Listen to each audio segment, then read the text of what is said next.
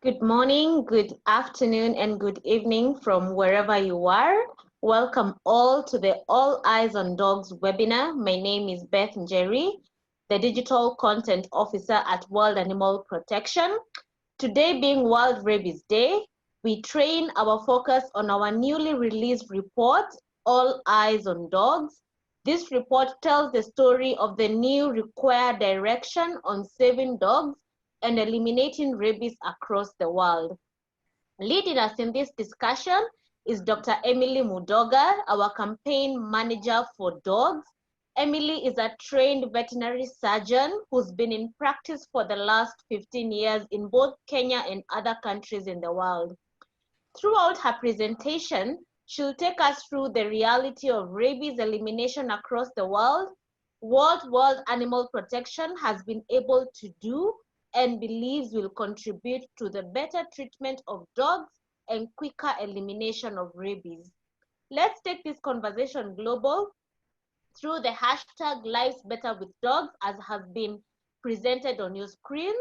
Our Twitter handle again is @MoveTheWorldAF. Just before we kick off, we'll pop up a poll to gauge your understanding of dogs in the context of rabies. This will be up for 1 minute on your screen, so kindly ensure to select your answers quickly. The results will be shared at the end of the webinar, so please consider sticking around. We'll also have a Q&A session after the presentation. So as Emily takes us through the report, please type in your thoughts, your questions, your comments in the Q&A box provided on your screen down below. This time round, we'll endeavor to include a 5-minute slot for any audio questions, but that will be dependent on the time we have. After the Q&A session, we'll have a journalist session for about 15 minutes. So if you're a journalist and you're representing any media house, kindly consider sticking around so that your answers may be answered after the main webinar session. Thank you all for taking time to attend this webinar. I will now put up the poll. Kindly ensure to participate.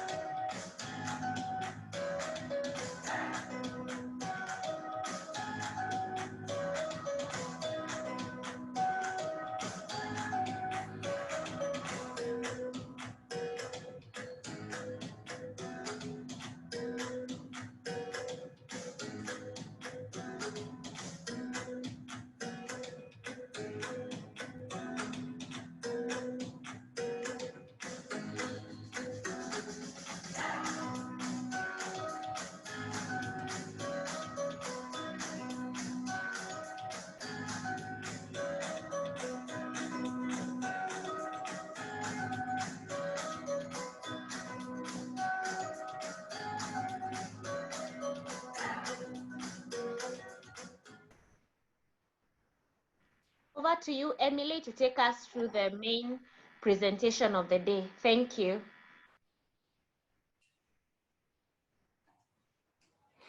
Good morning, everybody. I'd like to say good morning, good afternoon, good evening, everybody. And I'd like to thank you for joining us this 28th day of September 2020 to celebrate the World Rabies Day.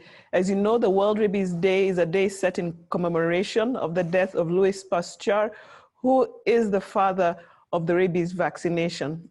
Today, we're going to take you through a report that we as World Animal Protection did, written All Eyes on Dogs. This report at this time when we're globally going to eliminate rabies is to show how it is more important for us to increase our work on the direction of the dog side within this strategy so as to help strengthen and speed the elimination process. So as you heard, or as you saw, that this year the theme for World Rabies Day is End Rabies, Collaborate and Vaccinate. So who are World Animal Protection? We're an international animal welfare organization. in 16 countries globally, but we have worked at around 4. In the areas of dog population management and rabies, we have worked in Africa, in MENA, which is the Middle East and North Africa region, in Latin America through PAFHO, and in Asia Pacific.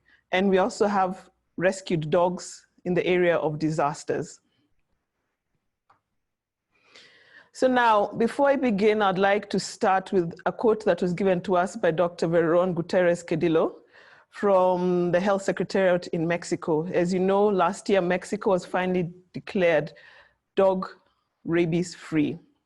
And as she put it, and she brought out the truth is that rabies is a deadly disease. It is one disease that is 100% preventable, but it is also 100% fatal. And Mexico started this journey 30 years ago and finally have reached where they are. And we have to thank countries like Mexico and Latin America, because for the rest of the world, like in Asia and Africa that we are starting our leg, they have done all the learning lessons. So when we go through this process, we don't have to repeat it again. And in Mexico, their success is basically put on 2 areas. One was mass dog vaccination and human intervention. And when it comes to mass dog vaccination, the other thing they put in was reproductive control and responsible dog ownership. And as she said, this report highlights the importance on focusing on the dog details of a strategy to help you eliminate rabies. To begin, we have to ask why rabies. As we know, rabies is one of the diseases that has been with us as a human population in history the longest. Rabies is a disease that was first recorded 2,300 years ago by the Sumerians, and it's even written in that text that if somebody dies because they have been bitten or harmed by a person's dog, then the owner of the dog has to compensate that person. So this disease, it's not that it hasn't been there, it's not that it hasn't been known. In fact, it's one of the diseases that its epidemiology has been known for the longest time in history. And it's one of the diseases that we've had a vaccine for the longest time. So the question is, as a world, why is it that we have not gotten rid of this disease?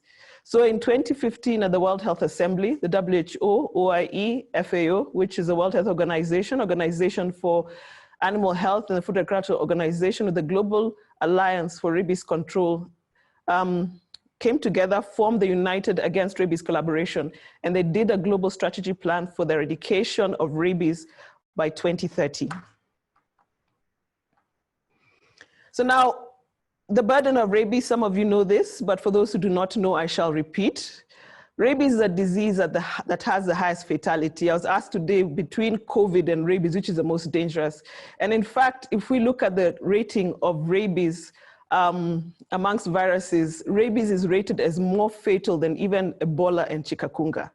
And that is a question of why is a virus that is this fatal seeming to be thrown in the backbench of medical prevention and curative and treatment. So now, rabies, as you know, is a disease that causes a lot of suffering when a person is dying. Apart from that, it has a heavy financial burden on families and the government to try and beat this disease. Right now, we have up to 59,000 people who die yearly, and it's estimated that more than 1 million people die just between 2020 and 2035 unnecessarily. And 50% of these are actually children under the age of 15. Therefore, it's a disease that is actually cutting the future of society, the next leaders, the next people who are gonna continue the society. And unfortunately for this, because of the fear of rabies, is that we see that dogs get killed globally and in very cruel manners, which doesn't help because it actually amplifies the problem. Because when you kill these dogs, many a times you're killing dogs that have been vaccinated within the community, which means you lower the defense wall of vaccinated dogs that you have within the community. And in countries where rabies is endemic, we have almost 536 million. In Africa, we have 100 million of these. And because of this culling, then 10 million dogs are actually culled yearly. This is equivalent to 170 dogs being culled for every 1 person who dies from rabies. As you can see, this ratio is very off. So now for us to understand why we have to put the importance in dogs, I'm going to bring out the social impact and then later the economic impact. Rabies is classified as a disease of poverty. And in the World Health Organization, it's put under what we call neglected tropical diseases. That is because this disease is mainly seen in what we call developing and low-income countries. In a year, World Health Organization has estimated that the global burden for rabies in a year comes to $8.6 billion US. These are economic losses from the loss of life to the loss of income to also the government. And of these, only 1.5% of this loss is actually in the veterinary section. The rest actually is lost in the area of humans, premature death, going for post-exposure prophylaxis, and especially seeking treatment. And the thing about this is that in Africa, as I'd say, because I'm talking from Africa, is that we have a heavy livestock-centered economy. And this rabies burden can actually hit up to 6% of our livestock sector, which, as you know, is an economic burden, especially at community level, is not helping at our poverty eradication targets. So now, why we emphasize that we should turn more to work in the area of dogs is that, as we have seen, the CDC did a study and they said, if for the rabies elimination drives, countries now put more of their efforts in prevention on the dog angle, it will only cost us $6.3 billion US for 10 years. Remember earlier on we had said we're wasting $8.6 billion a year. And here we have a research that proves that if we concentrate on the dog side, we will actually spend 2/3 of what you spend a year over 10 years. So now, if we look at this, then that's a total saving of $7.9 billion a year and $79.1 over 10 years. This money that is saved at country level and at global level can be put into other developmental and health strategies within countries, saving countries a lot and pushing them forward. So at this point, we are saying it should be no-brainer that as we are moving forward globally with rabies, we should now center more on the dog side of the issue. So now from wildland protection, we're asking, how does this work?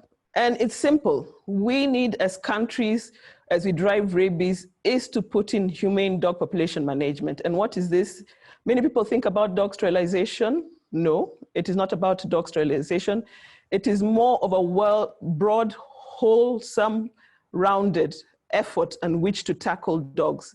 Because the dog is part of a community, then there is more to it than just sterilization. Because the human being owns the dog, then the human being becomes very essential within this triangle to work in helping us reach our targets. So broadly, humane dog population will cover responsible dog ownership, mass dog vaccinated, targeted sterilization. When we come, as we say, there are two schools of thought that this is positive and this is negative. Another aspect is to control commercial breeding, because one of the reasons we have stray dogs and dog populations that are very high is because we have commercial breeding in countries, and when these commercial breeders cannot get rid of these dogs are spilled over into the environment and they cause an issue. So now, dog population programs, we say, need to be humane and ethical. They need to be adapted to the local dog population dynamics. Each and every community, even within a 5-kilometer gap, the dynamics of the local dogs within the environment and the human beings is very different. We have to adapt to culture within communities for it to be sustained and adaptive. And it has to be evidence-based, and you have to be able to monitor, because you cannot have a strategy to enable dog population management and rid rabies if you cannot monitor where you're coming from and going to. And the most important is that we need to tackle human behavior, because it's a human who owns the dog, it is a human who guides the dog, it is a human who keeps the dog. If we do not get the human being's behavior in the direction we want to improve dog populations and rabies elimination, then we're not going anywhere with our strategies. So now, in short, these are the components of a dog population management program. we have this book, The Humane Dog Management, Better Lives for Dogs.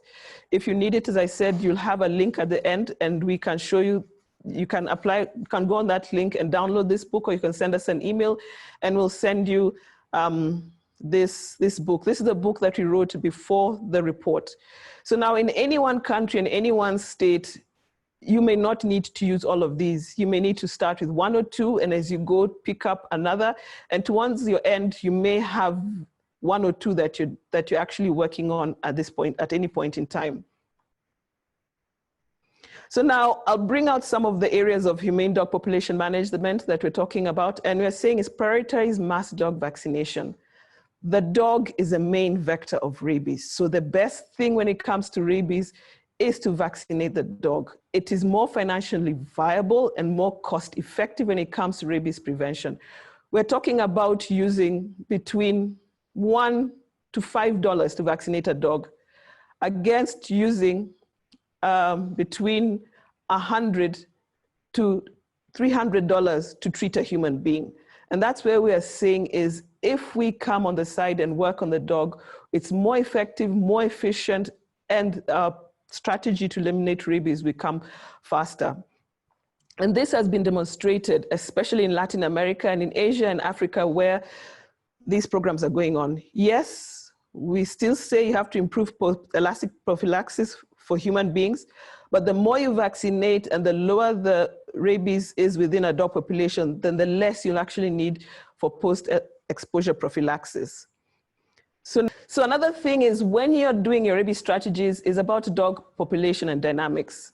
We say for us to control rabies, eliminate it, we need at least 70% vaccination. And unless you actually know the dog population, you will never know whether you're hitting 70 or you're at a sub-level. Therefore, many governments need to understand the dog population in the area. We have dog population estimates, but many a times estimates at times give an over or under population number. So you may be thinking that you're not reaching your 70%, but you actually are, because you know dogs roam. So if you do an estimate on this side of the village today, you may end up double counting that dog on the other side of the village tomorrow. So that's why we're saying, where possible, do dog census, if not, do estimates. Apart from that, you need to know the dynamics of a dog's. Dog dynamics within even a town or even a village are very, very complex to understand how they live and how they interact with people. Once you understand this and understand what the people think and understand about their dogs and the knowledge they have, is when now you can have proper targeted education and awareness drives, which will help. Now, when you come to the area of targeted sterilization, as I said, this is a controversial topic because many people think you have to sterilize to stop dogs producing.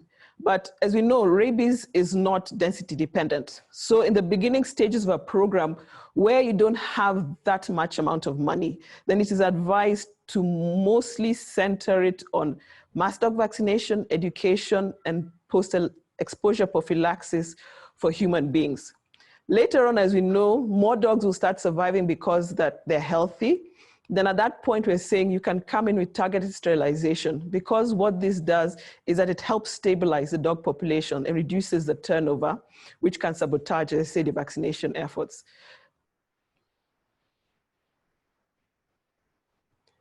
Now, last but not least, but a very, very important point is community engagement and education as a tool. As we said, the dog is part of the household, the dog is part of the community. So if we do not get the people and the person who own and take care of this dog and in charge of the dog working with us, then we are going nowhere.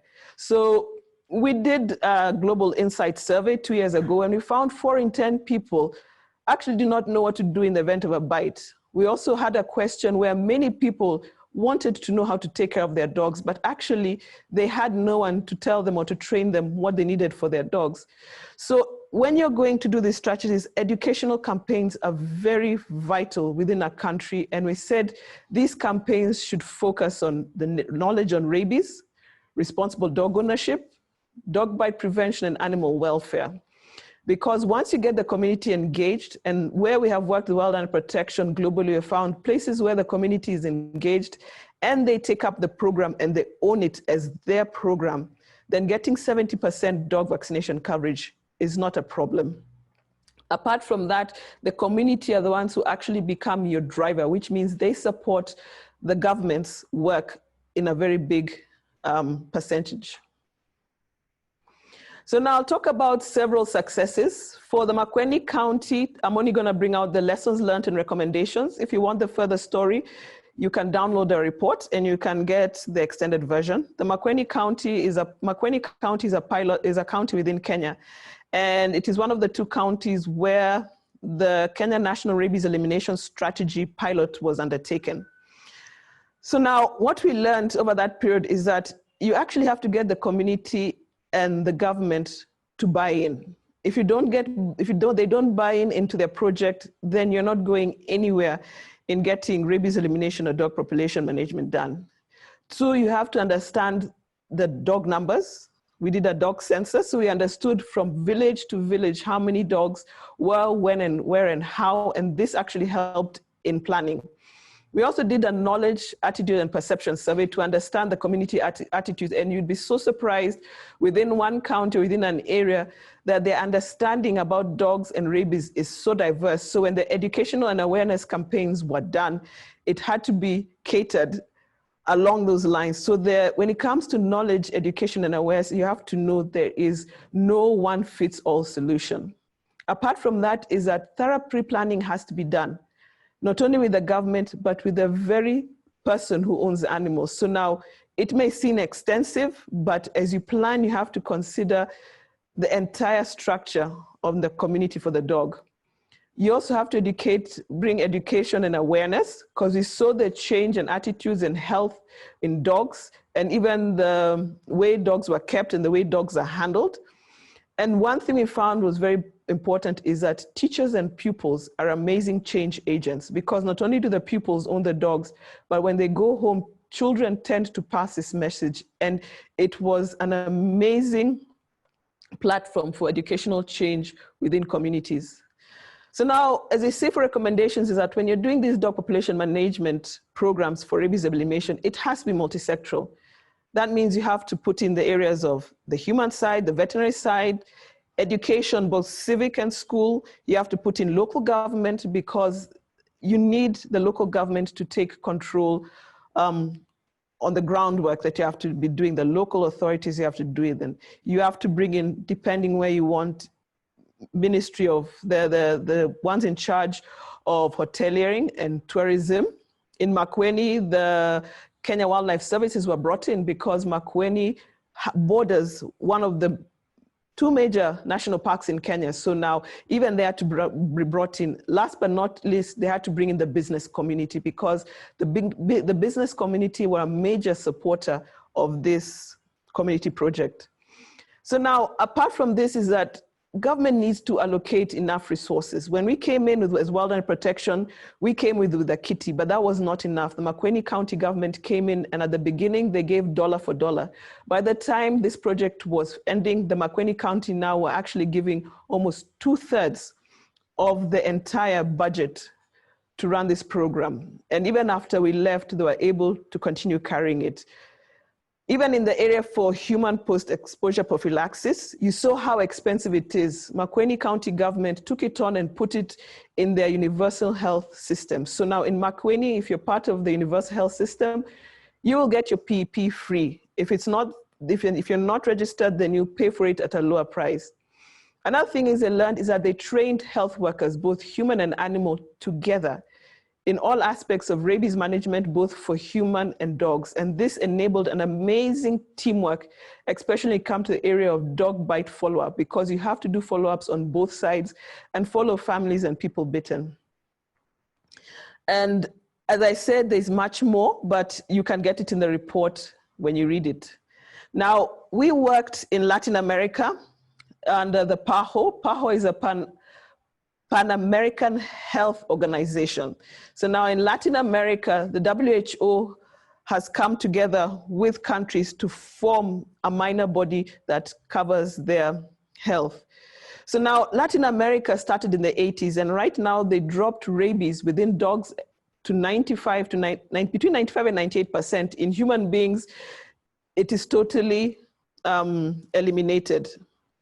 So now, what happened is that these countries came together and they formed, each country developed a national rabies elimination program. Apart from that, they developed one at continental level, because what they realized is that a country cannot work as a silo. If your countries and you're neighboring, you have to come in and work together for this to enable, because dogs have no borders. In some places, communities have no borders. So now, if we are not working together in any of our strategies, whether it's mass dog vaccination, data collection, and treatment, we are going to find where we fall back and have setbacks. The other thing is that the Latin American governments came in and put in their full political will. And that is what happened in this case. The governments came together and they said, look, this is a regional problem, it's a regional issue, let us sit down and we give it our full support. And that is one of the strongest things that drove this success story.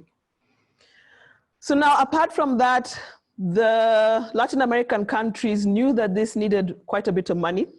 So they brought in revolving funds. And this is like, if we talk about the African situation, is like the African Union, CDC and African Union, Bureau for Animal Resources coming together and putting a pooled resource where countries bring in a kitty of money, plus now we get donors to put in that money so that it can help drive the vaccination and elimination processes against Latin America. And this process was very efficient, and up till today it's there, and it's now actually usually being used to drive other processes of zoonotic diseases within Latin America. Apart from that is that they managed to get all international organizations and non-governmental organizations together with them in the private sector to push these programs ahead. And when they started, their main program was mass dog vaccination and the dog bite treatment. And then they brought in a lot of responsible dog ownership, education, and awareness. And then countries also now came in and put policies not only at local level, but ones that broadly even covered at a continental level on what to do. Apart from that, they built up capacity in the training of animal and human health professionals. Because in any one country, if we're talking about a dog, and a dog is almost in every household, you're gonna need quite a big amount of human resource to actually go out and get your work activities done.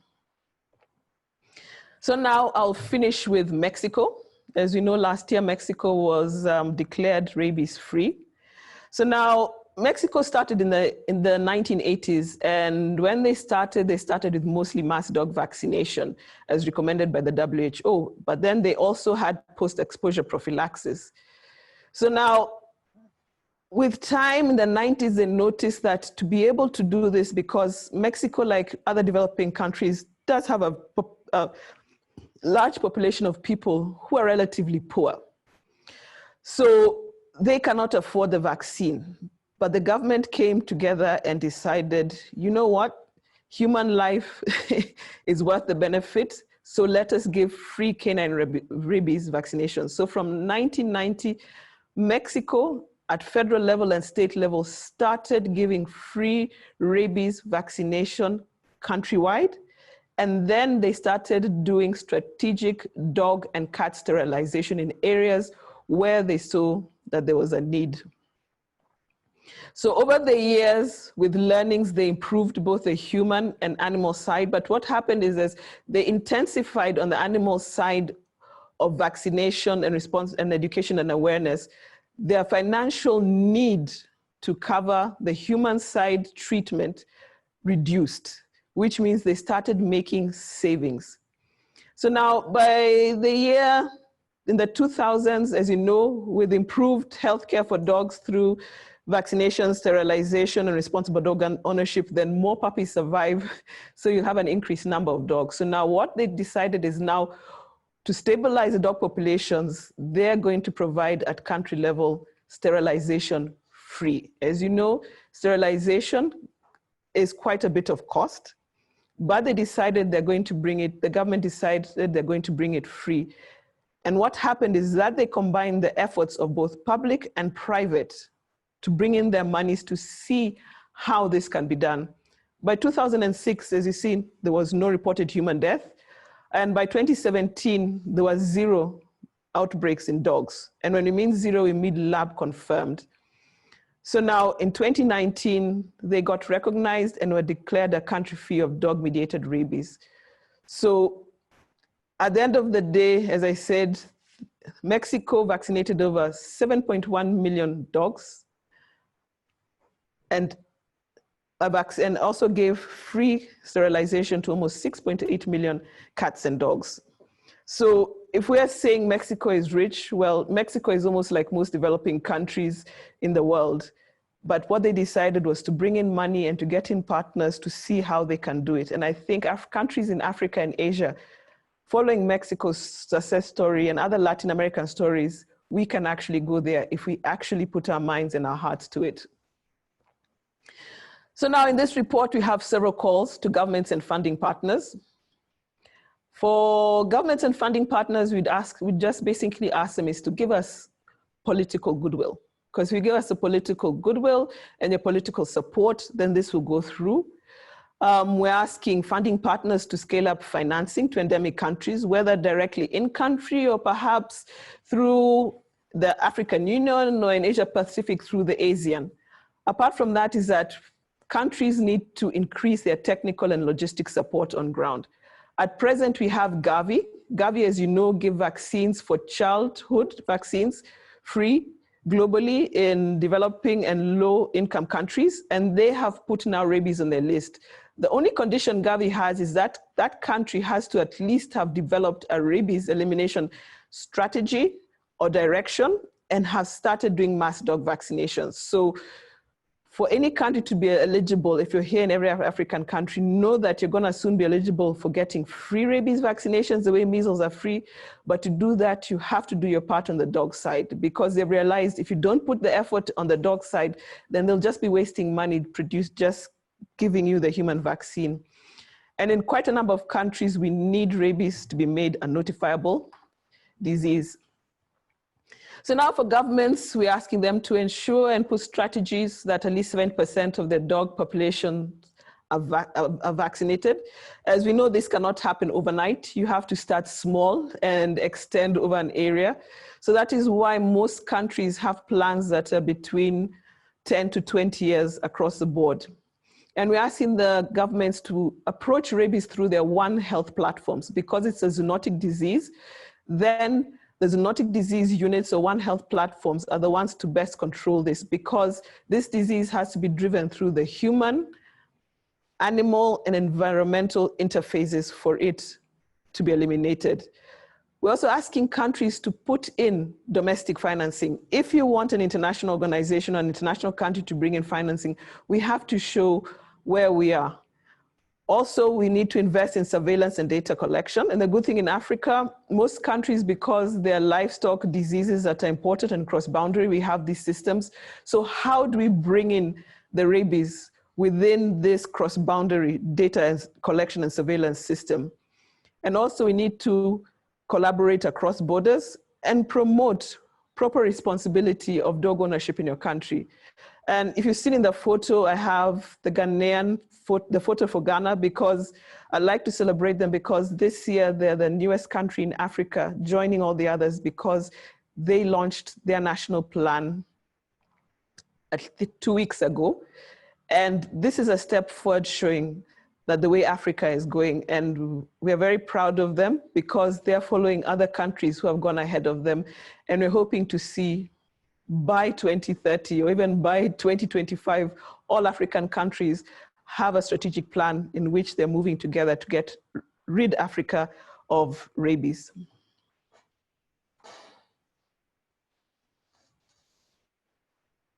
So now we've said what we want government to do, but now let's turn to our lives. So now for the veterinary scientific society and the civil society is that we need the scientific society to come and help us with studies, research, data collection.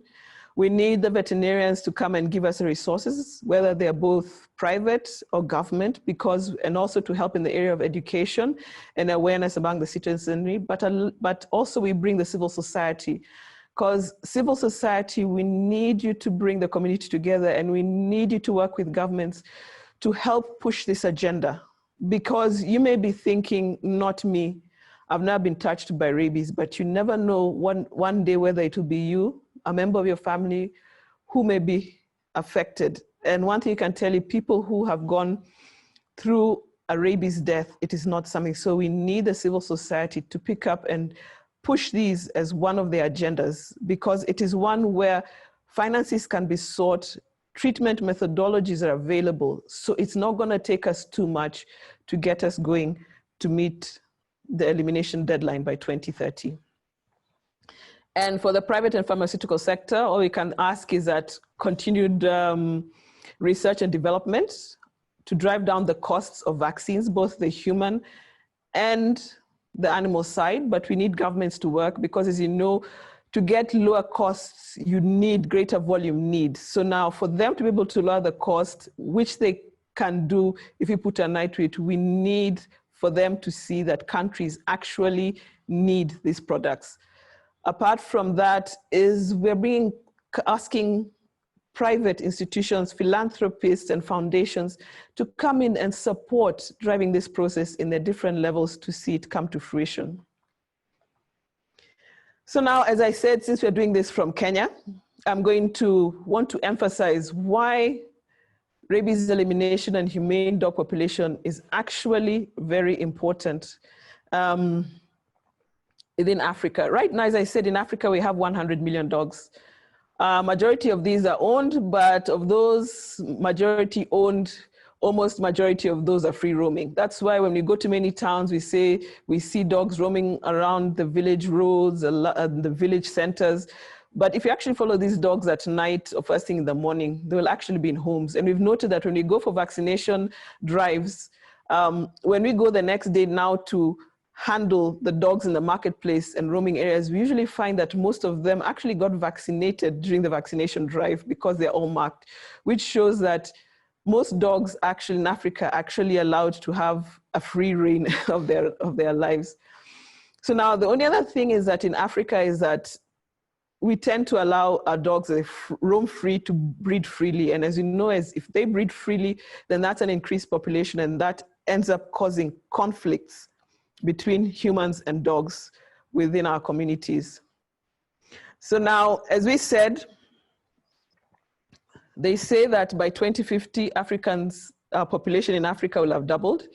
And as you know, the human and dog in Africa live side by side, which means that even the dog population will exponentially rise to twice this number by 2050. And the question is, if we're having these issues with the rabies now and human-dog conflict within our present-day communities, what is it gonna be in 2050? That's why we need to take seriously how we manage dogs now and in eliminating this rabies within communities in Africa at this point before we are in trouble in the next couple of 10 to 20 years.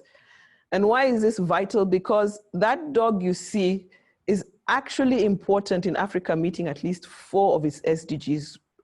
The first one we like to say is poverty, because as we said, if that dog bites a person, it may bite the breadwinner of the family, or it may bite the child who's gonna be the next breadwinner or the next leader of the society. Or in rural areas, that dog may attack and kill livestock, which is the livelihood of that family.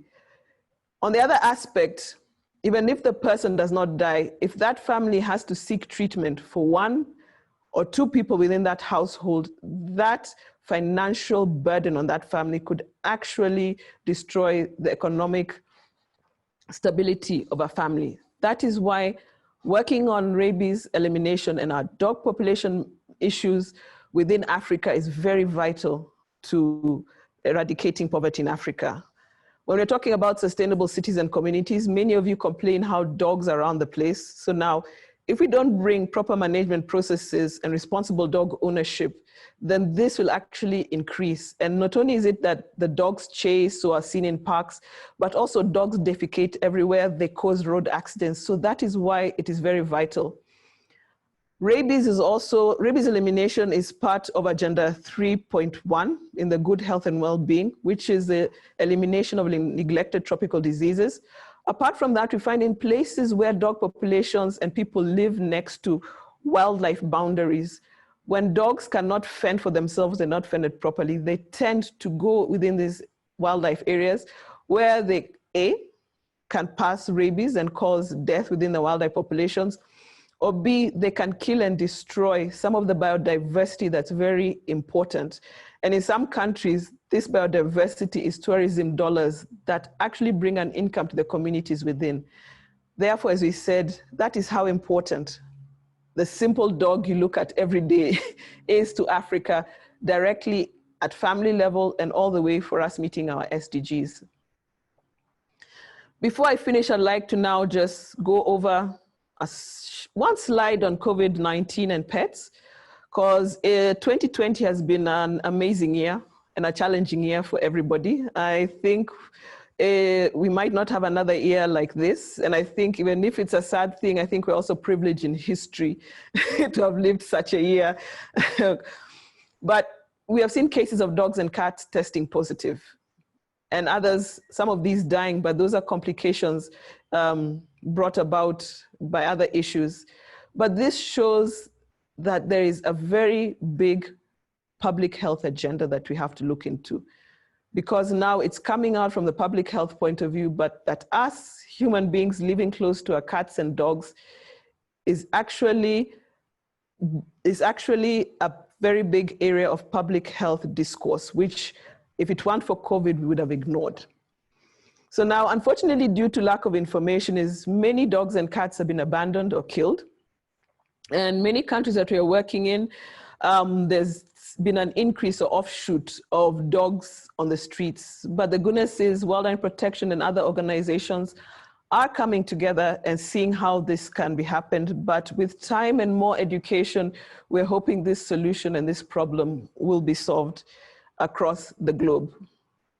So now in conclusion, for our All Eyes on Dogs report, you can find the link to the English version on our website. If you do need any of the other versions, especially in Africa, like French, Portuguese, or Spanish, do write an email either on our website or to the email that you shall see at the end. And we want you to understand once more that improving the welfare of dogs and supporting the elimination of rabies is very key priority to getting this targeted goal. Apart from that, for you to understand our humane dog population management aspects, we also have the Humane Dog Population Management book, which can also be sent to you on request. And at this point, I'd like to say thank you for giving us this time on this World Rabies Day to discuss with you the importance of all eyes on dogs.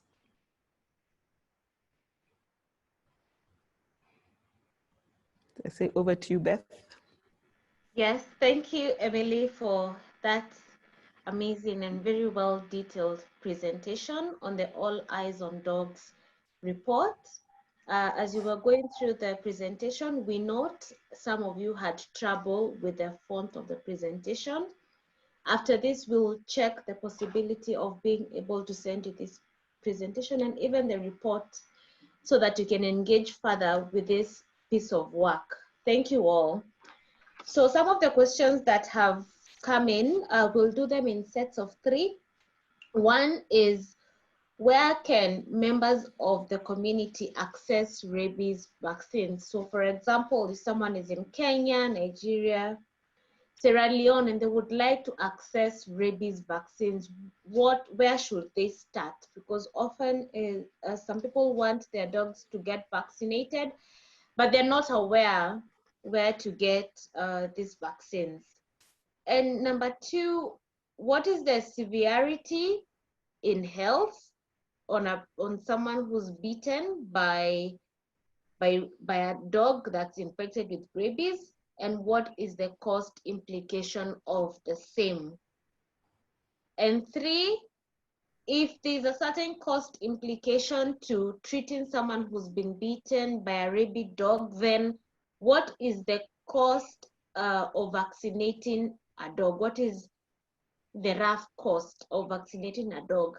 And can a dog owner, go and buy a vaccine to have their dogs vaccinated if the same is not provided by the government or the local veterinary facilities in their community.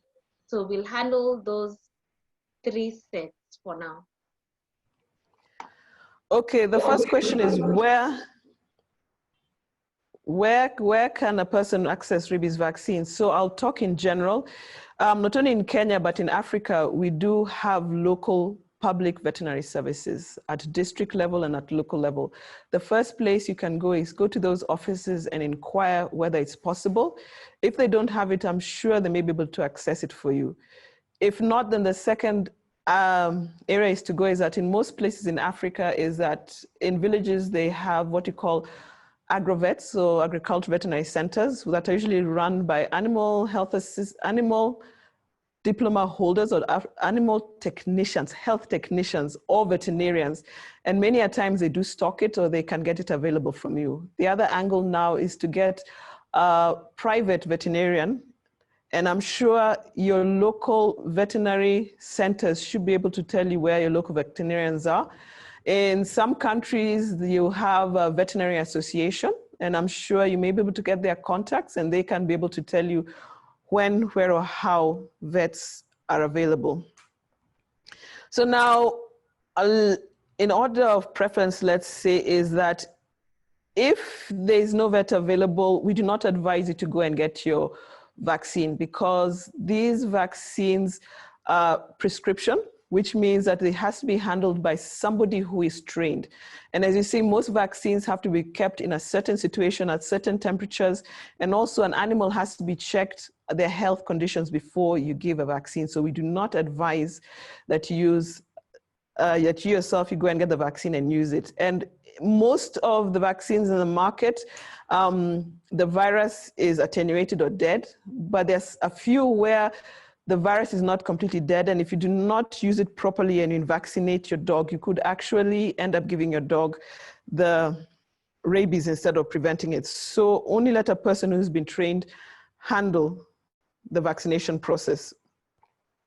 So now for the cost of a vaccine, I said in most African countries, depending on which level that you're getting it from, it could cost you between a minimum of $1 to about $500. The most expensive you can get, as I said, and this would be in mostly upstate urban towns, then it may cost you anything above $30. And this is against the human, because for the human being, the average cost in Africa for at least the first vaccine is about $20 to $30, which means that you have to have 5 of these injections, which means it will cost you between $250 to $400 to just treat one human being, because you need to have 5 injections. So that's why we say it is better and more cost effective to actually vaccinate the dog than try to treat a human being. And as you say, if you vaccinate one dog at times, one rabid dog can bite between 1 to 3 people. So now if you look at the $5 you're doing against the $400 times 3 people, then it's more effective to use those $400 to get at least 4 dogs vaccinated at the end of the day. So now, the thing about dog bites is that not all dog bites are rabid bites. That's one thing we have to understand. At times, you may just cross the path of a dog that is in a bad mood, or when children run around and tease a dog, and finally the dog decides, I've had it, I am coming for you, I am now biting you. So now, when it comes to dog bites, first of all, the severity could start and begin with a dog bite. If it's a dog that bites you, and it is very wild and stronger with you, the damage that it can give you in the name of bite wounds could actually see somebody in hospital for quite some time. So now we have to understand that the first cost would be actually to treat bites and the hospital cost. Apart from that, there's a cost implication of transporting the person who has been bitten to where they can get treatment. And if the treatments have to be followed up, that's a cost that has to be continually carried on. So now, apart from that, as we say, it's the cost of actually the vaccine injections that you have to undertake. So now, depending on the severity of the bite, the costs could be just for transportation and vaccination, but it could go all the way to even being put in the hospital for a few days because of the severity of your dog bite. I hope I've answered your questions. Beth, next. All right, Emily, thank you for that. I think you have comprehensively answered that first set. The next one is, should someone be bitten by a dog? What should they immediately do? Maybe steps to control any effects when bitten by a dog. The other question is, how often should dogs be vaccinated? And in line with that, is there a vaccine that's out there that can withstand over 1 year of vaccination on a dog? The other question is, we have largely talked about how Mexico has managed to eliminate rabies in their country. Are there any practical steps or actions we can borrow from Mexico? Thank you. Okay, so now what you need to do when you're bitten by a dog. So now, main thing, as you know, is that the virus is within the saliva of the dog. So when a dog bites you, the virus within the saliva looks for an open wound to enter in. And the many a times that people think, unless you actually see yourself bleeding, then you may have an open wound. But at times, we may get skin cuts that are invisible during that bite that you have not seen. And that skin tear is like a big gate for a virus to enter through. So if you've been bitten by a dog, whether you see a wound or not, we'd advise that the first aid is to wash that wound with soap and water. Because soap and water, as you know, from all you've learned about COVID, tends to actually paralyze and actually kill the virus because it works on the virus coating. And why we say we do it with running water is that we need the water to wash off the saliva and wash down the virus. We don't want a situation where you're using water in a bucket and the virus is floating within the water. So when you come up, you're picking it up again. So we say with running water. So it's wash with soap and water with running water for at least 10 minutes. After that, it is advisable within 24, worst 48 hours to get to a closest health center and tell them you were bitten by a dog, so that they know that apart from treating you and giving you a tetanus shot and perhaps antibiotics for a wound, that they have to start giving you the vaccine to prevent rabies in human beings. So someone asked how often you should vaccinate. In countries where rabies is endemic and where it's not come to the point of control that we can say it's almost eliminated, it's advised that we vaccinate a dog yearly.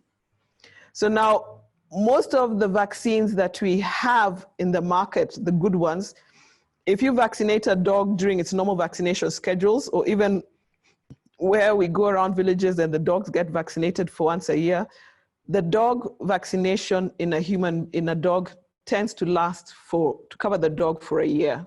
That's why it is essential to do it yearly. So now, what we've learned from Mexico is that Mexico and the Latin American countries, and even as countries like Kenya, when we did our national rabies elimination strategies, we looked up what the Latin American countries did, and even what the Asian countries like Bali and Philippines did.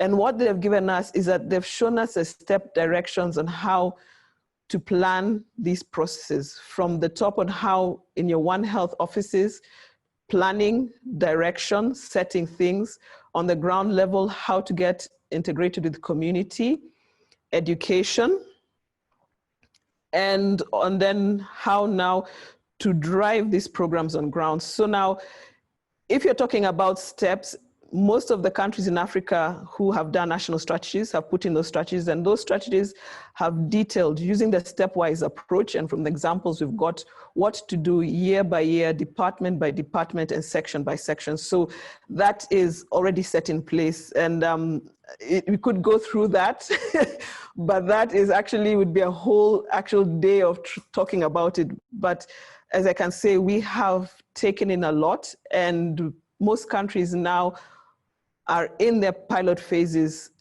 trying to test what we have put down, how we're going to see how we're going to do it before now.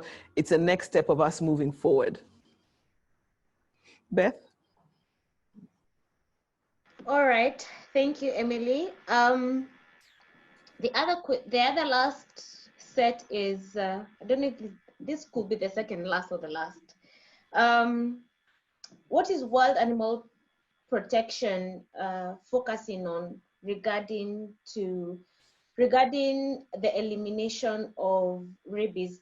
Just what is World Animal Protection's current focus on rabies elimination? Then you've also mentioned the work that World Animal Protection has done with Makueni County. Is this work going to be scaled up to other parts of the country and even the continent at large? Then the other question is, do African countries have the capacity to eliminate rabies?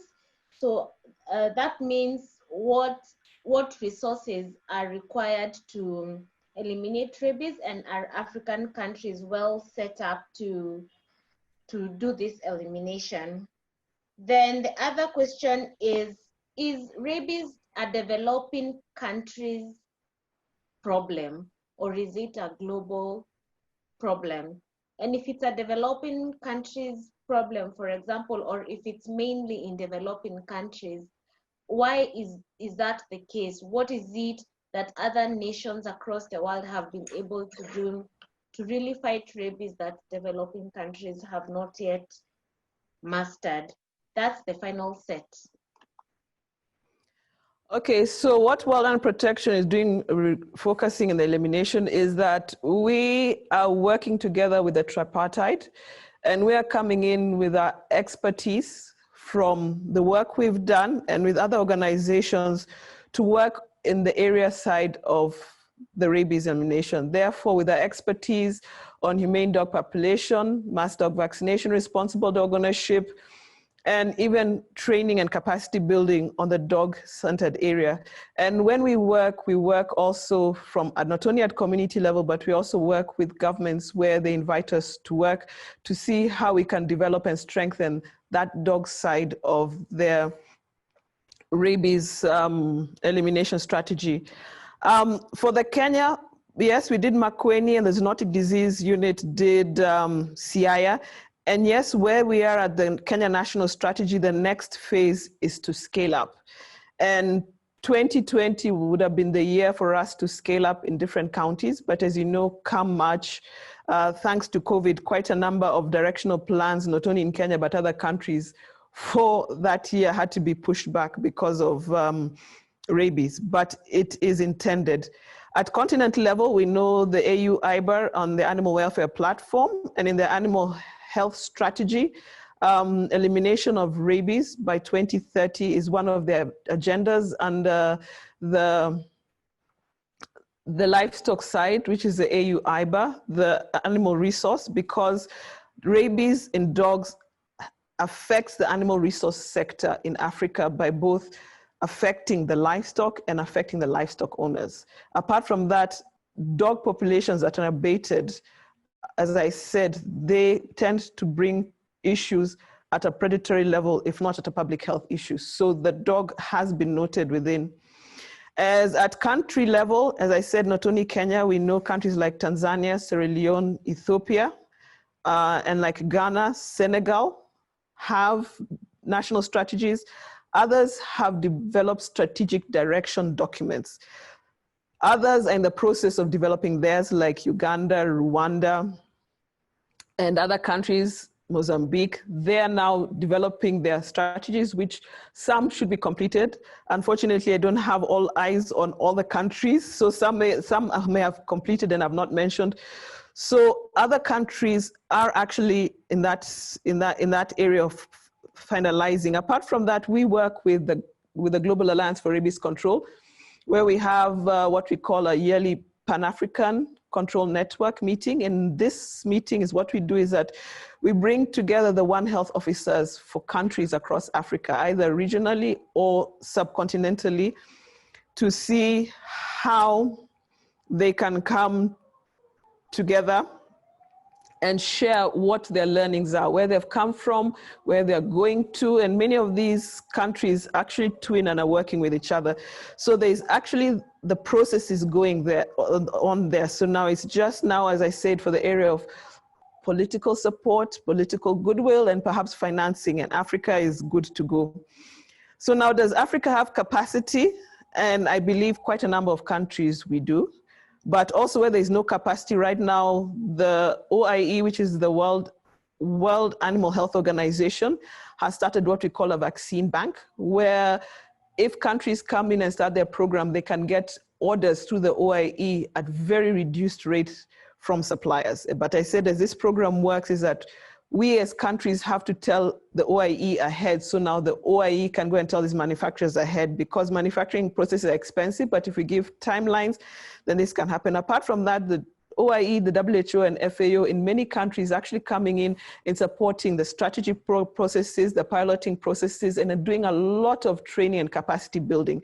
So now Africa at this point is that we have the support. It's if we put it in our line, can we do it? Yes, we can. And as we know, it's a matter of fact of not saying we cannot. We actually can. We just have to see what we have at hand. And it takes the first step. And when you do the first step, moving from then henceforth is far much easier. So now when we're saying it's a developing country issues is that, as I said, rabies has been with human history, with us as long as history is. And why it's still in the developing countries is that the first world, or the West, and that's, I say, the North Americas and Europe, put their efforts earlier on in the 70s and the 80s to undertake vaccination program drives and responsible dog ownership, awareness drives within their populations, to a point that they eliminated rabies within the human beings and also rabies within the dogs. The only area is like in the Americas, where they have a wildlife variant, which at times jumps onto dogs. But basically, the dog-related rabies is not seen in these countries. So what happened to the rest of the developing world? Well, as I can say for Africa, I think in Africa in the 80s, we used to have rabies vaccinations. In fact, I think at the time in Africa, rabies was under control. But with time when, as I said, the SAPs that were brought in by World Bank, where governments had to privatize some areas and the government covers some areas, rabies vaccination and coverage within country level ended up being, in most African countries, the one that lost out and went private. And when this happened, is the vaccination coverage went down, and this is when now rabies became as endemic as it is and intensive as it is within Africa. So we were along that path, but a long time with change of direction and change of what is important for countries, I think, is where we slipped and allowed this disease to come back in. But now we have a chance now to actually work and get rid of it globally. But if we're talking about the global scale, is that now the West, as I said, now we've become a global world. We've had cases where people have come to countries in Africa and Asia and gone with dogs because they come and see a beautiful dog and they adapt it. Unfortunately, that dog is carrying rabies at a sublime level. And when they arrive in that country, then the animal develops with that disease. So for them, it is actually now also becoming a problem, because this disease, at this point in time, with the way we're a global world, it can actually be reintroduced. Beth? All right, thank you, Emily, for comprehensively answering the questions that have come through. Thank you all for taking the time to really ask questions. And there's a lot more coming up, but I'm sorry we'll not be able to answer in this session. So if you have any questions or comments, please do write back to the email that wrote to you about the details of joining this webinar. Just before we close, I will put up the poll results for the first two questions we asked at the beginning.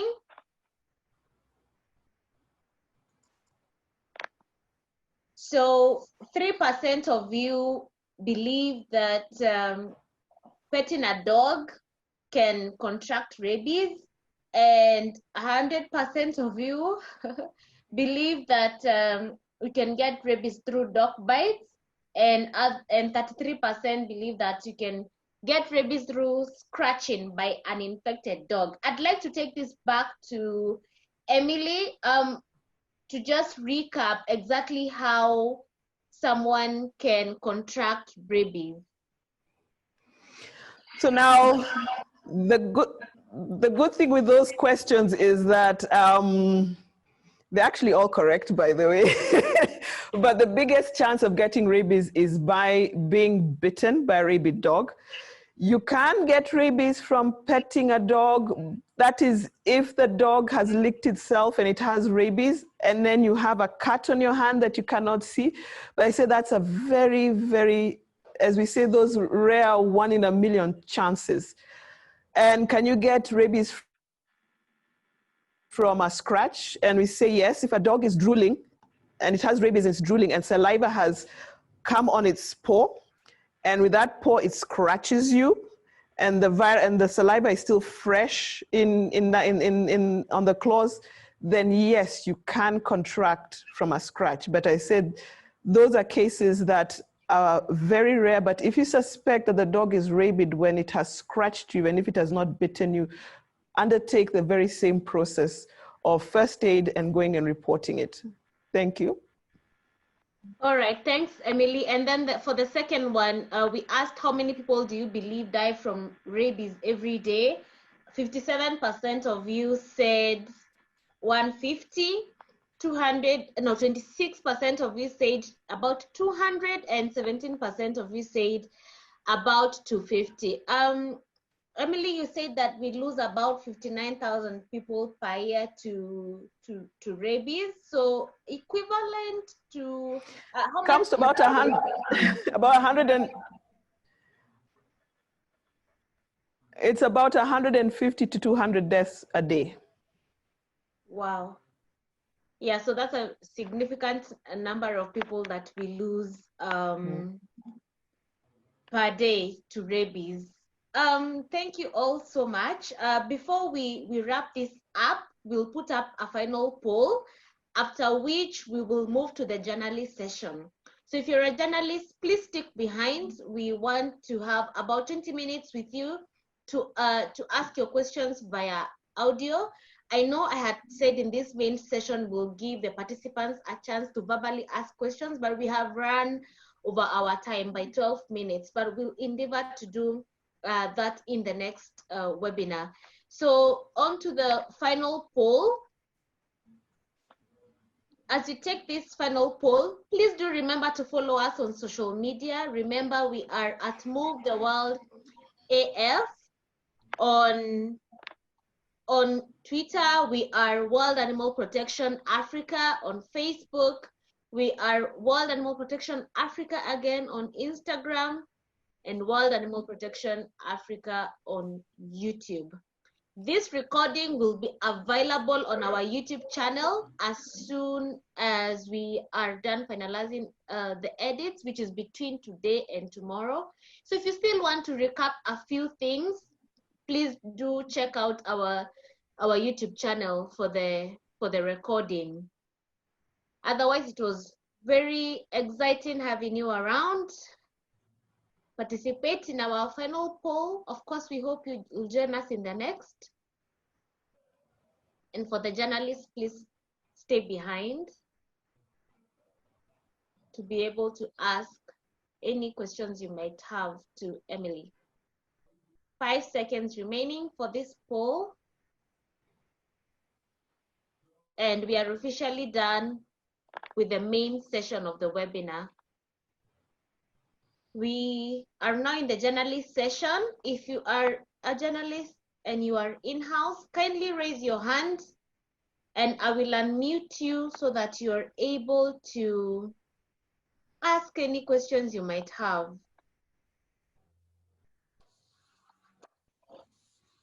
Maybe we can start with Kelvin Minor. Kelvin, are you with us?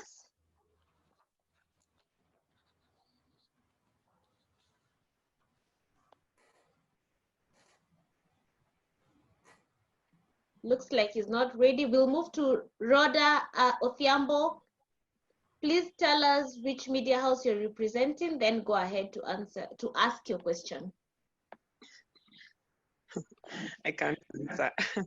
Hi, everyone. My name is Rhoda Othiambo. I'm a health and science journalist to the BBC. I have two questions for Emily. Which countries in Africa have a higher prevalence of rabies? And also, which counties in Kenya have a higher prevalence of rabies and why? And then if you could also, while answering this question, kindly also elaborate on how, if people are getting vaccinated against rabies and what governments are doing and the challenges that these governments are facing. Thank you. Okay, thanks, Rhoda. Anyone else who has a question so that we answer them in sets? No one else has raised their hand, Emily, so we'll answer. Okay, yeah, Duncan. Duncan, please tell us which media house you're representing, then go ahead to ask your question. Thank you.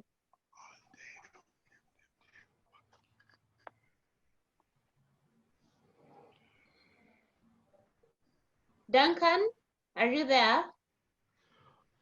Sorry, I didn't know it was about journalist, but I just had a question I wanted to ask. I'm from Nyeri. Why are we only targeting dogs? And you know that mammals generally carry rabies, and not only just dogs. Why is it only dogs? And we have cats as well. We have rabies in cows.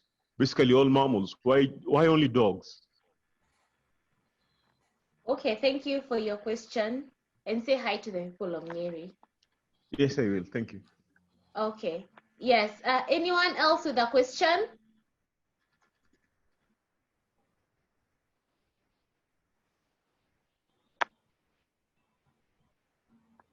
Jeremiah Orondo, please tell us which media house you're representing and then go ahead to ask your question. Yes, my name is Jeremiah Orondo, just like you said. I'm from Gulf Radio, Homabay County.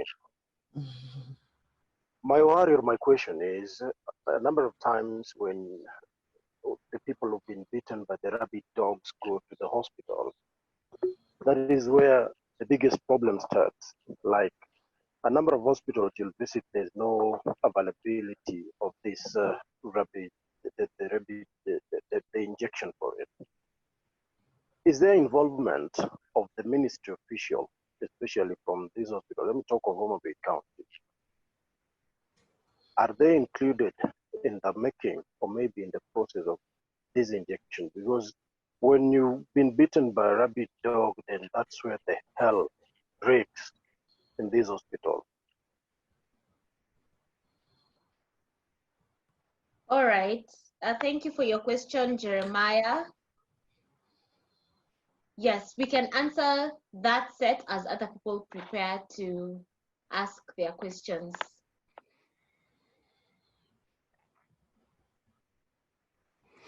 Hi, Rhoda.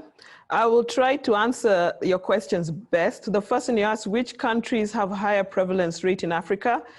Right now, as I can say, rabies is endemic in the whole of Africa. And so for us to get statistics of human deaths or animal deaths, which we have to, countries in Africa have to actually put in their statistics on the global platforms, because there's a global platform of OIE and WHO, is that you'll find in some countries, they tend to have higher numbers of animal deaths or higher number of human deaths, but the issue is that from these statistics that we have now, we cannot declare which country has a higher prevalence. We know it's endemic across the continent. And the issue that is seen here, and which is why the FAO right now is going around Africa, improving data collection systems, is that data collection systems and surveillance systems within Africa tend to fail to pick up such cases. And it's depending on the system they have, or what type of system they're using, or what is the present technical knowledge and capacity that they have. So to say that Egypt is higher than Kenya, which is higher than Central African Republic at this point, it would be an assumption because of the data. But all I can say is that all countries have it endemic, but now because of the shortfall in proper data collection, we cannot actually tell which country that it is more prevalent in.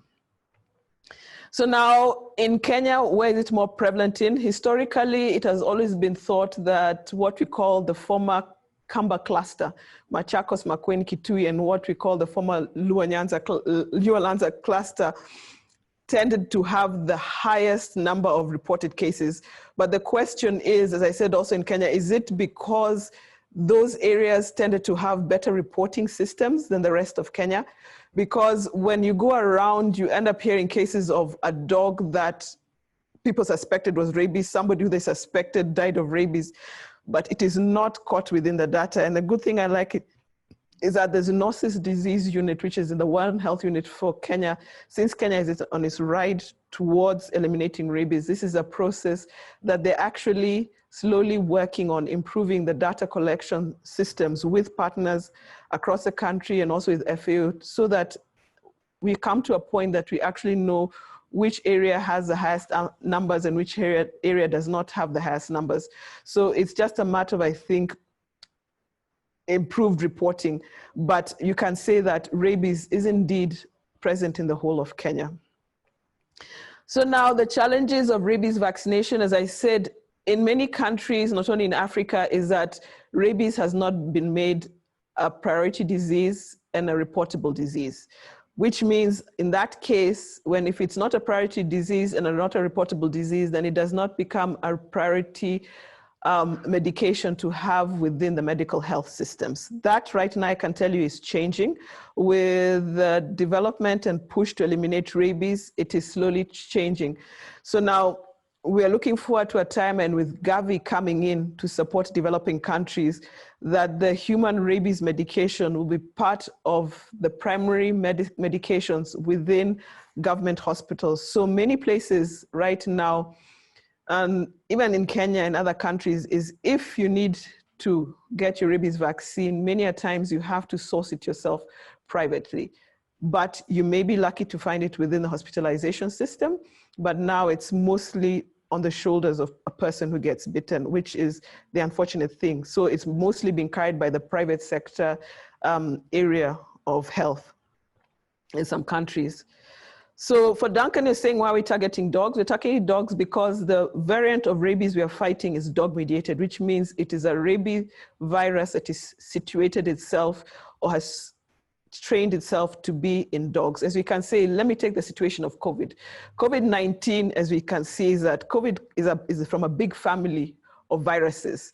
And you've been hearing COVID in dogs, COVID in chicken, COVID in cows. And because the COVID virus makes itself specific for a certain species. So now the one we're fighting for is specific in rabies, in dogs. And the way it works in dogs is that it can actually become infective and spread easily in dogs.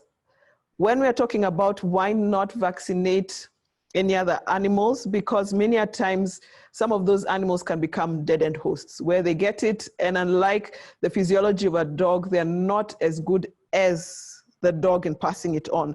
So since the dog is the main vector, then we vaccinate the dog. But then we have some rare cases in countries like in Africa where if you have a prime herd, maybe of horses or very expensive dairy cattle, then in those cases, some of those situations, they actually vaccinate those animals as a preventative. But for us, we want to eliminate and cut the disease in the main vector, which is the dog. And that's why we mostly target the dog, because once we can stop it in the dog, then its best mechanism of spread has been stopped. So for Jeremiah, as you say, hospitals in Homa Bay, you say do not have the vaccine. What we need to realize is at this point is that whether it's a national government or county governments, we're running on a certain budget. And even when they come to the medical budget, is that there are all these diseases that they have to cater for and have medication available.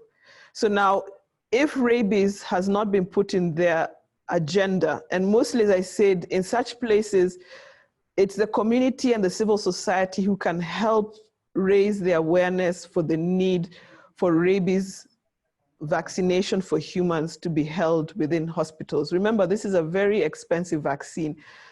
So they may be calculating putting in enough for so much against having so much for anti-diarrhea for children.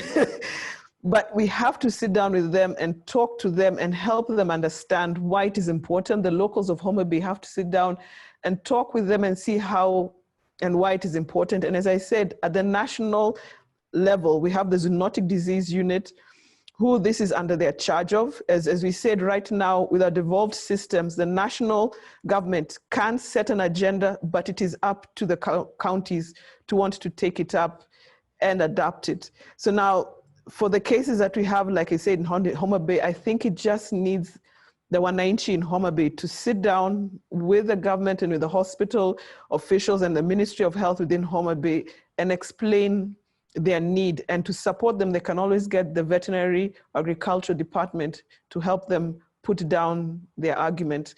And with this, then eventually there should be availability of this vaccine. As I said, what we need to do is actually sit down with them and tell them, this is a need, we have it, can you help us provide? And also it's good to bring in the private sector, because at times it may need people within the private sector to perhaps come help the county government support and offset the cost of these vaccines. So it will just take a lot of sitting down together as a community and our local governments to see how this can happen. I hope I've helped. Beth, any more questions? Thank you, Emily. The final set. Joseph, are you there?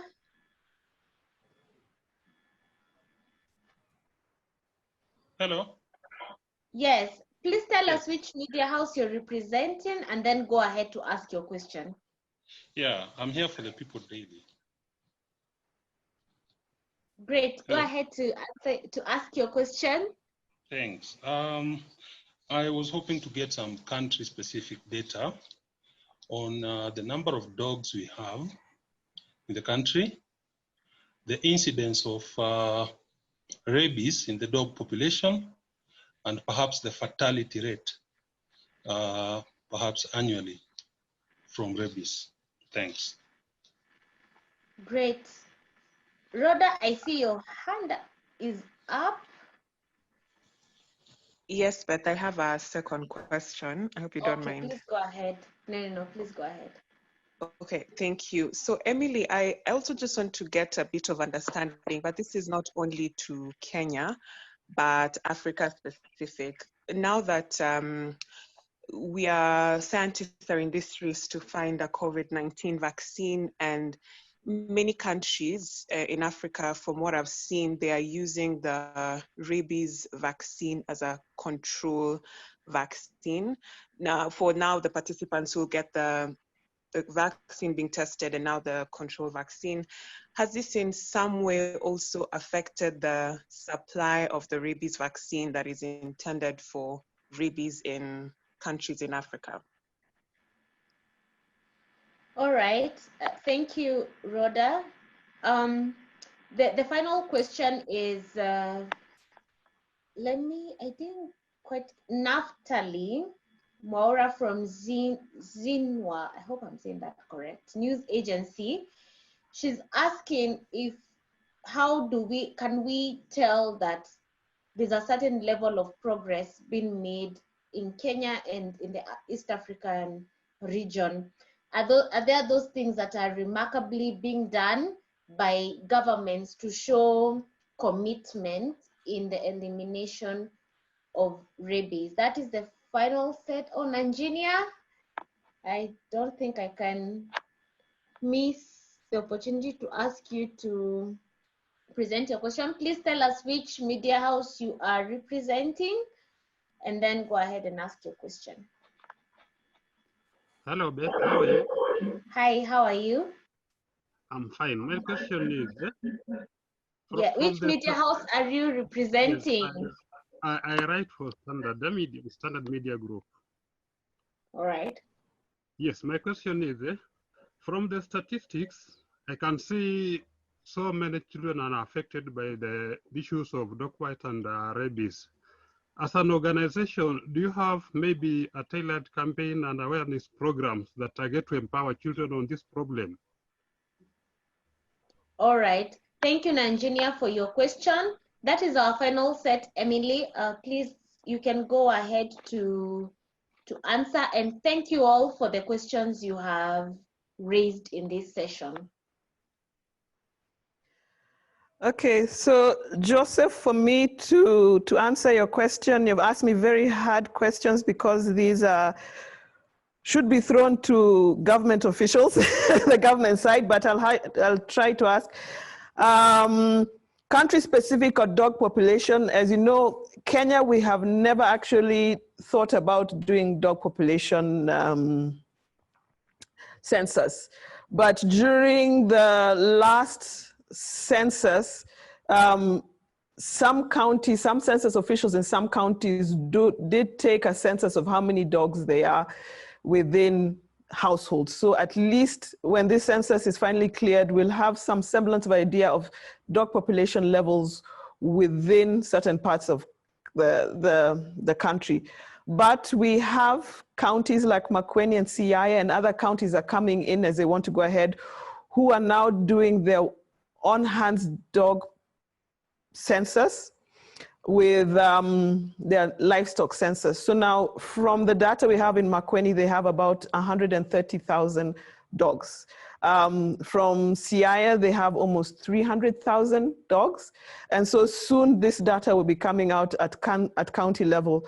But I believe there should be a further livestock census, specific livestock census being done for Kenya, because we're in the process of not only as a country moving our livestock industry, but I think in Africa level. So now in that census, I do hope and I do believe that the dogs will be counted within that, so you can be getting specific dog population numbers. So it's been noted that we have to do that.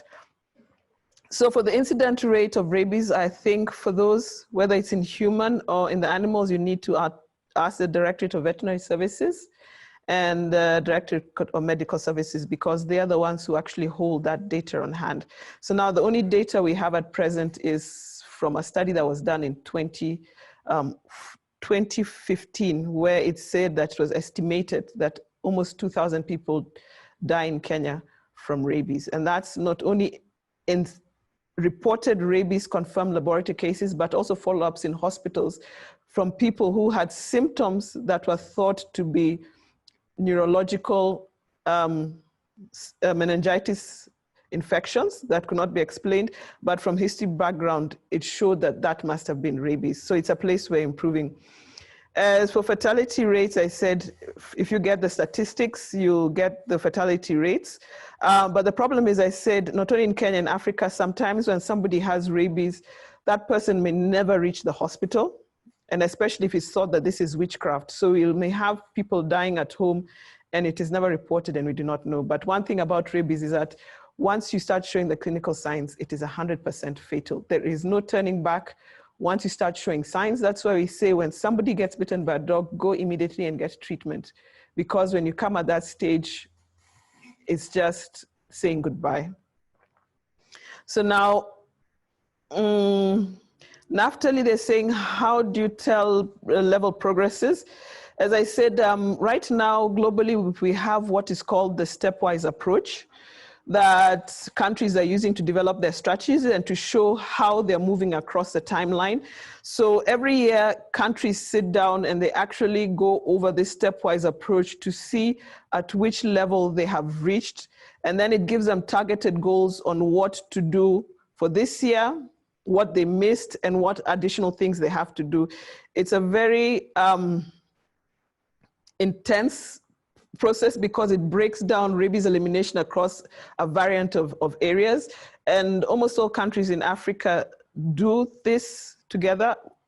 And it's a process that's going to continue. So together with the World Health Organization, the OIE, the Global Alliance for Rabies Control, what we call the United Against Rabies Forum. So now countries actually do know how they're going and what they need to do and where they can get help from these areas. So there is actually a monitoring and evaluation process set in this program for countries.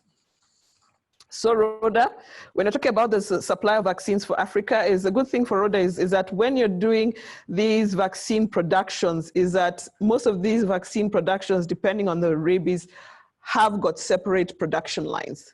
So for rabies, it has, in most of the companies have a separate production line for rabies vaccine. And what they do is that they project a year ahead on what is needed for both human and both dogs. So for 2020, we are literally covered because they did their projection in 2019. So even if there's an issue right now happening with COVID-19, the World Health Organization and the OIE and the FAO are working with these organizations because this rabies is a disease that's not going away and is still happening, so it's still noted. So now any production that will be needed to cover any gap and into 2021 is been noted and it will be put into place. So now these vaccine companies cannot shut completely because of COVID, because people still need to get their measles vaccine, they still need to get their polio vaccine where polio is needed. So now vaccines, even on the animal health side, still have to be produced. So now, yes, quite a bit of attention is going to COVID, but they have noted that the ongoing vaccines that are needed, that they have to sustain production. So now we should be rest assured that there shouldn't be any issue about that.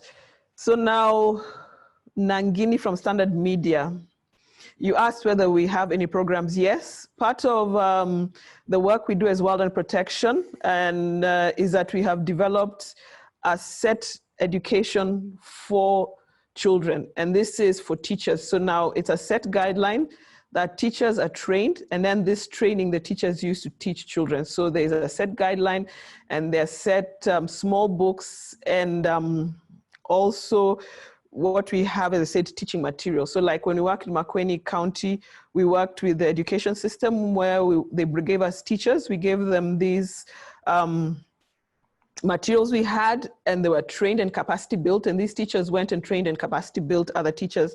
And these materials that we have, Makueni County government have them because it's open source, and they were producing and teaching their children. So it is there. And in any country you work in, and even on our websites, you can get these materials. Apart from that, we also have the Global Alliance of Rabies Control, which on their website, they also, because their main office is also in Africa, they also have teaching material, extended teaching materials available.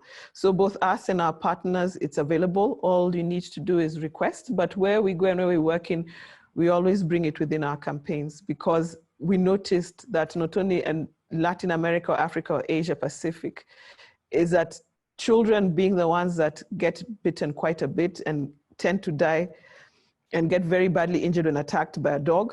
And the ones who are mostly near the dogs actually need to learn about dog bite prevention, dog bite management, and also responsible dog ownership with their dogs.